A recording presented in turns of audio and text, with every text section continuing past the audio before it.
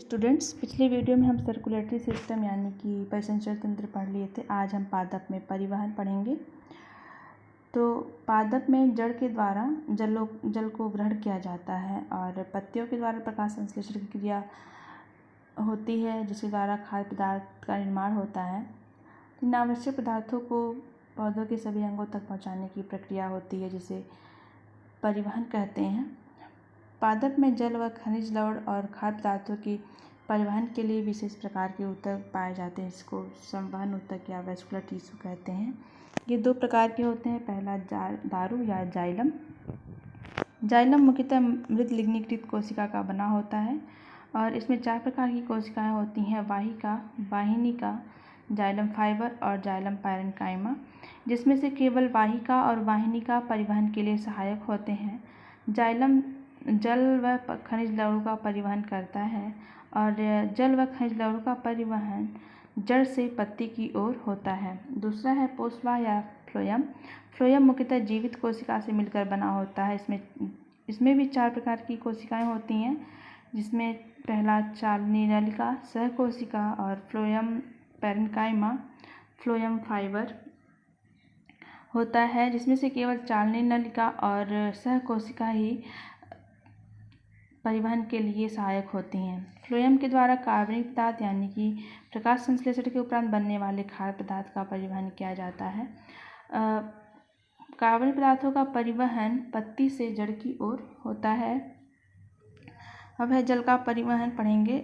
मृदा में उपस्थित जो जल होते हैं उसी का उपयोग पादप के द्वारा किया जाता है, यानी कि पौधे मृदा जल का उपयोग करते हैं। मृदा कण के बीच में जल की परतें पाई जाती हैं, जिसको केशिका जल या कैपिलरी वाटर कहते हैं, और इसी केशिका जल का उपयोग पादप के द्वारा किया जाता है। कभी कभी क्वेश्चन में पूछ लेता है कि पादप के द्वारा किस जल का उपयोग किया जाता है, तो केशिका जल का उपयोग किया जाता है। नेक्स्ट हम इसको फिगर के द्वारा समझेंगे। जल का परिवहन, यह जड़ का आंतरिक संरचना है, यानी कि मूल के चारों ओर मूल रोम पाए जाते हैं, जो मृदा कण में फंसे हुए रहते हैं। और मृदा के बीच में पाई जाती है केशिका जल, जिसका उपयोग जल के पौधों के द्वारा किया जाता है। मूल रोम के बीच में धानियाँ पाई जाती हैं, जिसमें शर्करा और कार्बनिक पदार्थ होते हैं, जिसके कारण से मूल रोम की कोशिका द्रव्य जो होती है उसकी सांद्रता बढ़ जाती है और केशिका जल मूल रोम में प्रवेश करता है परासरण दाब के कारण। अब ये जल प्रवेश करने के बाद मूलीय त्वचा को पार करके कॉर्टेक्स में प्रवेश करता है, यानी कि वलकुट में। वलकुट की कोशिका के बीच में स्फीति दाब कार्य करता है, जो कि कोशिका झिल्ली के विपरीत लगने वाला दाब होता है, यानी कि यह दाब कोशिका झिल्ली के विपरीत कार्य करता है, जिसके कारण से वलकुट की कोशिकाओं में जल आगे की ओर बढ़ता रहता है। यहाँ पे आने के बाद अंतःत्वचा की कोशिका और वलकुट कोशिका के बीच में विसरण दाब न्यूनता उत्पन्न होती है, क्योंकि वलकुट की कोशिकाओं में जल की मात्रा अधिक होती है, सांद्रता कम होती है, और अंतःत्वचा की कोशिका में सांद्रता ज़्यादा होने के कारण यहाँ विसरण दाब के कारण जल अंतःत्वचा में प्रवेश करता है। यहाँ पे प्रवेश करने के बाद जल जाइलम की वाहिका और वाहिनिका कोशिका में जाता है और इसी वाहिका और वाहिनिका कोशिका के द्वारा जल पौधों के सभी अंगों तक परिवहित किया जाता है। नेक्स्ट है वाष्पोत्सर्जन या ट्रांसपीरेशन। तो पादप द्वारा मृदा से अवशोषित जल का अधिकांश भाग जो होता है यह पत्ती और तना के द्वारा जल के वाष्प के रूप में बाहर निकाल दिया जाता है। अवशोषित जल का कुछ ही प्रतिशत भाग उपापचयी क्रियाओं में उपयोग किया जाता है पादप के द्वारा, और इसका अधिकांश भाग वाष्प के रूप में उत्सर्जित कर दिया जाता है। तो वाष्पोत्सर्जन का हम परिभाषा जान लेते हैं। पादपों के वायवीय भागों के जीवित ऊतकों द्वारा अवशोषित जल का जलवाष्प के रूप में ह्रास यानी कि उत्सर्जन वाष्पोत्सर्जन कहलाता है। यह प्रक्रिया रंध्रों के द्वारा होती है, जो कि पत्तियों में पाई जाती है और पादप के हरे भाग पर रंध्र उपस्थित होते हैं। वाष्पोत्सर्जन के लिए एक थियरी दी गई है जिसे कहते हैं वाष्पोत्सर्जन ससंजन तनाववाद। इस थियरी में 3 सिद्धांत कार्य करते हैं, या कहें यह थियरी 3 सिद्धांतों पर निर्भर होती है। पहला, जल के अणुओं के मध्य ससंजन बल यानी कि कोहेसिव फोर्स तथा जल एवं जाइलम वाहिकाओं के बीच असंजन बल लगता है।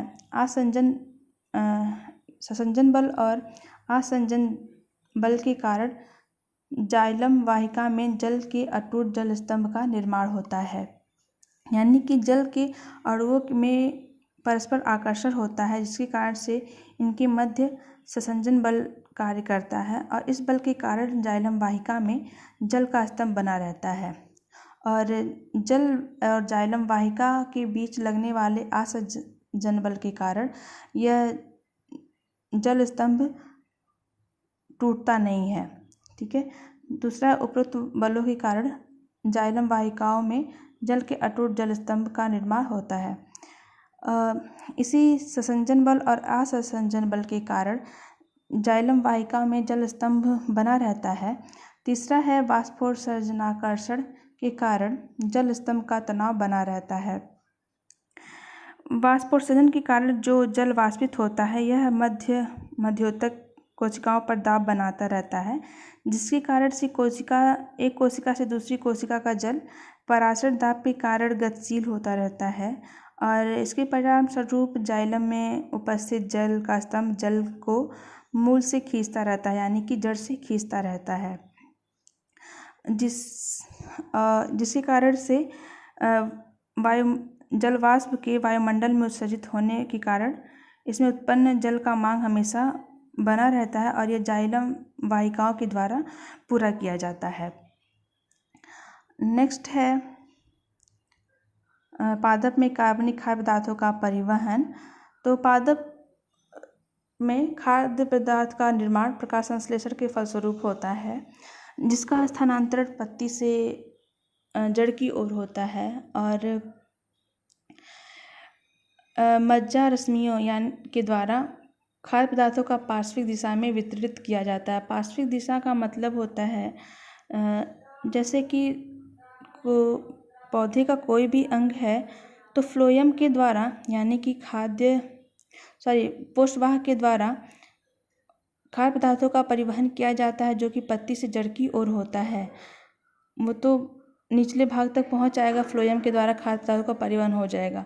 लेकिन किसी भी अंग में, पादप के किसी भी अंग के पार्श्विक दिशा यानी कि साइड में भी खाद्य पदार्थों को पहुंचाने की आवश्यकता होती है, जो कि मज्जा रश्मियों के द्वारा पहुंचाया जाता है।